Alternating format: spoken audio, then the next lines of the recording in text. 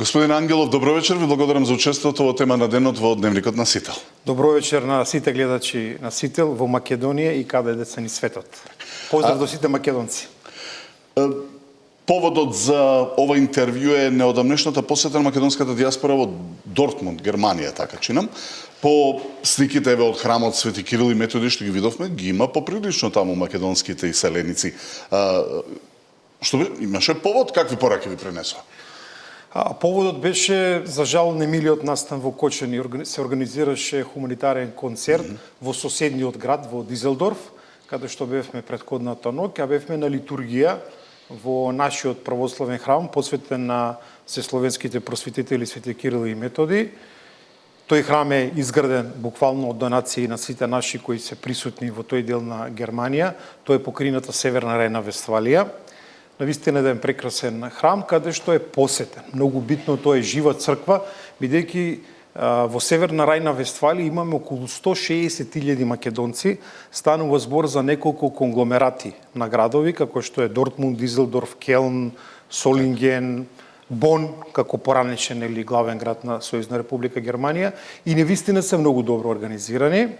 Македонците во Сојузна република Германија на федерално ниво, значи во сите покрајни, речиси имаме 15 црковни општини.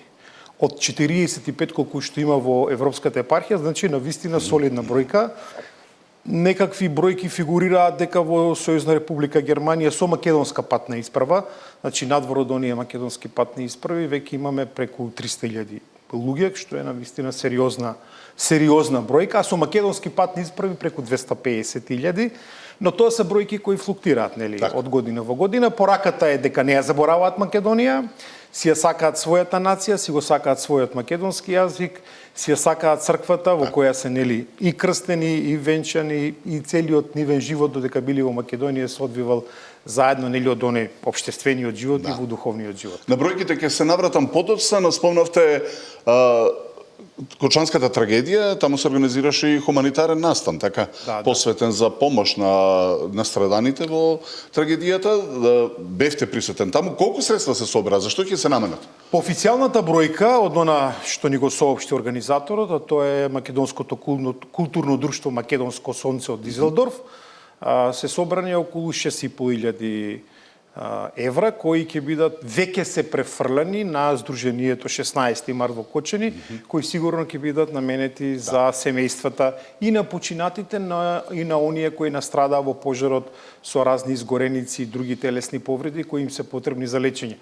Можеби таа бројка не е енормно голема, но самиот чин дека во Дизелдорф, надвор од Македонија, преку 1500 километри се собра на еден настан околу 600 македонци, каде што по пат на дружење песна и голем број од македонската естрада беа присутни, но вистина представува за почит и респект ваков чин. Ако веќе ги има во толку голем број стотици илјади во Германија, имаат и собствени деца, мали деца, нели?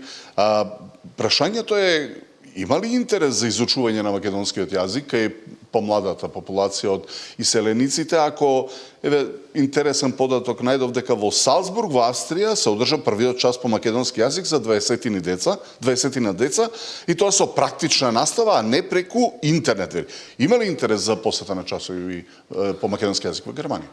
2026 можам да ја оценам како македонска пролет на македонскиот јазик.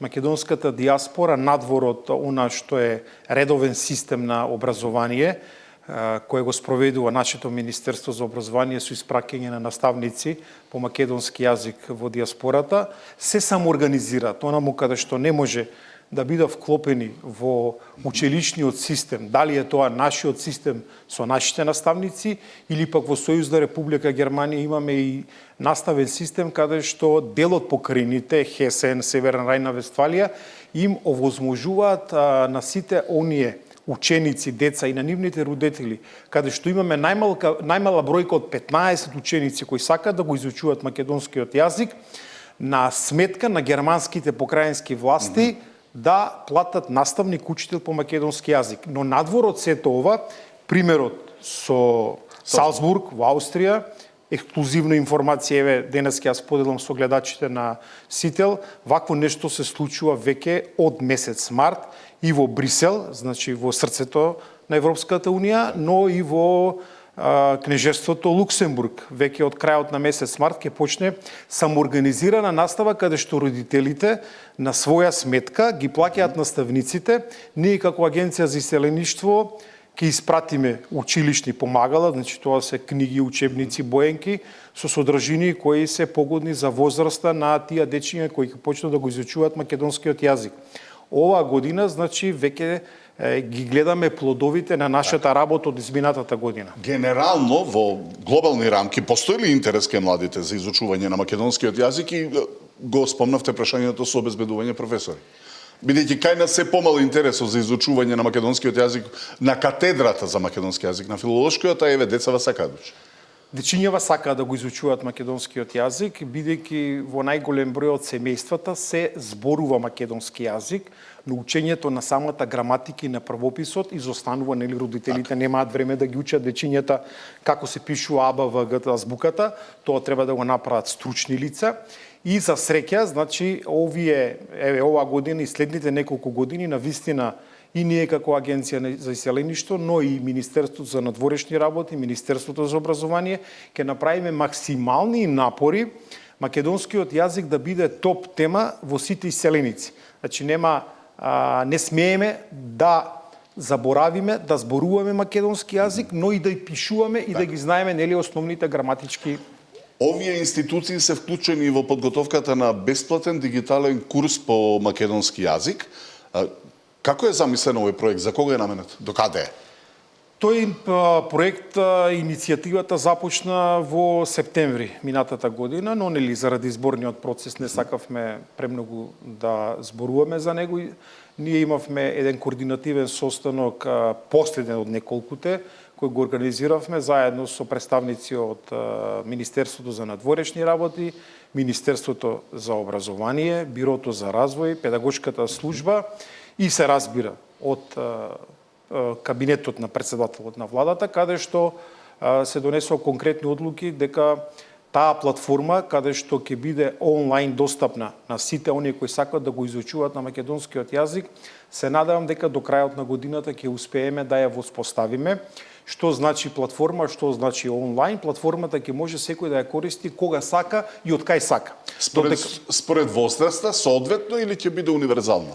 Таа ќе биде поделена на неколку категории, нели, базична, средна, висока платформа, која е наменета пред се за децата од прво во основно образование, да кажем, од прво до девето, во зависност или од системно образование, но системно образование претежно ќе биде наменета. Во следната фаза, која ќе биде веројатно после 2 години, ќе имаме една програма за повозрастната категорија, кои веќе го заборавиле македонскиот јазик. Веќе такви училишта има отворено во Канада, се отворени во црковните општини, каде што повозрастна генерација од македонци го се сеќаваат, тоест го реизучуваат македонскиот јазик, но имаме и категорија на луѓе кои доаѓаат и од други нации кои сакаат да го изучат македонскиот јазик. Ова е дел од стратегијата за соработка со диаспората до 2030 година, до каде е спроведувањето? Да. Па националната стратегија се очекувам дека до крајот на месец март и официјално ќе биде освоена од страна на владата. Сите што има своји забелешки, сите ги доставија. Сето тоа е вклопено, е изработен акционен план кој е преку 140 мерки кои се нели основа за мерење да видиме што ќе направиме во 2030 кога ќе се прави евалуација на стратегијата за диаспора. И од април веќе ние работиме според нејзе, условно земено, иако е таа нели во предлог верзија, оние сите активности што ги спроведуваме, но од април и официјално ќе започне кога ќе се применува националната стратегија. Таму се предвидени мерки кои, да кажем, еве една од битните мерки за нашите друштва. До крајот на годината очекуваме сите македонски друштва во поголем дел од Европа, Америка, Канада, Австралија, да имаме една голема конференција каде што на еден непосреден начин ќе ги кажат своите очекувања, бидејќи станува збор за 5 годишен документ, тие ги кажа нели своите предлози, но годишните планови за реализација на ова национална стратегија, сакаме секоја година да имаме една ваква годишна конференција и плюс 2 годишни конференции онлайн кои ќе ги спроведеме заедно со МНР и ние. Да, доаѓаат ли уште сугестии од диаспората за тоа што им е потребно, какви проблеми имаат? Досега беше најголем проблем вадењето документи лично. Тој проблем е завршен. Сега ни се јавува нов проблем и минатиот пат кажав, да не се повторувам, тоа е стекнувањето на повторно македонско државјанство за оние кои се откажале заради стекнување на туѓо државјанство, каде што не познава двојни државјанства. Тоа е еден од корпусите. Нормално да не ги заборавиме ослободувањата на царини и даноци на оние кои сакаат трајно да се вратат во земјата. Тоа е една од мерките кои сакаме да ги реализираме во периодот кој доаѓа, но тука се разбира одредени финансиски субвенции кои ќе бидат дадени на луѓе кои се во помлада категорија, кои сакаат да се вратат во земјата, да инвестираат, да се разбира, со одредени повластици и царински и даночни повластици. Слушнавме за проблемот на македонците во Австралија со истекнување на знамето со сонцето од Кутлеш, поради забрана за негово користење од страна на градоначалникот на Мелбурн Николас Рис со сопруга гркиња, како и од градскиот совет, тие го бойкотираа градскиот фестивал Мумба 2026. Поддршка им стасува од разни места од диаспората низ светот. Има и други примери, вака еве, вие комуницирате со нив со вакви истични забрани? Ова е прв пат да се случи ваква забрана. Тој фестивал Мумба се организира, ако не се лажам, веќе 60, може и 55-та мислам дека прв пат е организиран, значи 70 години, и ова е нонсенс да се случи ваква забрана, но да не забораваме дека грчката заедница во Викторија, во Мелбурн е исто така силна како и македонската заедница. И оваа година, веројатно, констелациите во градскиот совет на Мелбурн се сменети. Во брачните врски. Па не само во брачните врски, веројатно и во членовите на советот има поголем број на влијание грчката на заедница, но мене ми е драго што македонците во Австралија покажа едно достоинство и не сакат да ги газат своите акти, своите традиции кои ги негува, ако се сеќавате и при промената на името, најсилна заедница во светот сека беше заедницата во Австралија која застана силно зад македонското име. А уште два немили случаи има кои што не се директно поврзани со вас, но се од вашиот поширок делокруг поврзани. Едното е забрана за адвокатот Тони Менкиновски за влез во Бугарија, 10 годишна забрана, како адвокат на македонците, на Омоилинден Пирин. Нели, а втората е пред Нова година отприлика се случи, македонците во Леринско, Грција, се соочија со проблем со среде концерт на грчки бенд патем, при изведбата на песна на македонски јазик, да градоначалникот тамошен го прекине концертот, го прекине настапот. Комуницираат ли со вас за ваквите недемократски односи, за ваквото потиснување на националното чувство, на негирање? Се разбира, неформални комуникации постојат на човечко ниво и како институции се јавуваат, бараат помош, но двете земји, и Бугарија и Република Грција, се земји членки на Европската унија. Вие знаете дека и за Република Бугарија и за Република Грција Македонија пред европските судови извојува победа. Но таа победа е пирова, бидејќи државите и Грција и Бугарија не ги спроведуваат тие одлуки на европските судови. И навистина тоа е чудоневидувачки кога ние тропаме на портите на Европската унија и ние стремиме кон европските вредности, земји членки кои се наши соседи, наместо да ни ја подадат раката и да го признаат македонското национално малцинство кое постои, тоа е очигледно дека постои. Тие дури и во извештаите кога ги гледате на Стеј департментот и на ЦИА, ако видите документите, тоа е нотиран факт дека постои македонско национално малцинство. Но тоа се работи за кои очекувам дека следниот период навистина ќе имаме поопсежни дискусии, но и притисок не само на македонската страна, притиск во сите изјави и на сите официјални. Некој посилен треба кажано меѓу нас кој ги крира светските токови на политиката во светот. За крај, има ли напредок од последното ваше гостување во намерата креирање регистар на диаспората по држави, конечно да знаеме колку сме и каде сме, спомнавте за Германија, но генерално? Генерално, значи, размислуваме на оваа проблематика, дури имаме понудена помош од неколку организации кои се мокни да се направи еден електронски попис на македонците надвор од Република Македонија. Таа идеја нормално треба да се преточи во одредена форма која ќе биде поддржана од сите културно-уметнички друштва, сите 750 организации кои творат и работат надвор низ светот. Значи треба да биде една опсежна операција каде што на вистина ќе знаеме во одреден временски период колку нима во која држава. Таа бројка нормално од година во година е различна, така, но ќе ги бараме не само оние кои се со македонска патна исправа, туку и оние кои се чувствуваат македонци, бидејќи многу луѓе кои потекнуваат од некогашната Македонија нормално немаат патни исправи, бидејќи не биле граѓани на Република може Македонија. да се реализира тоа?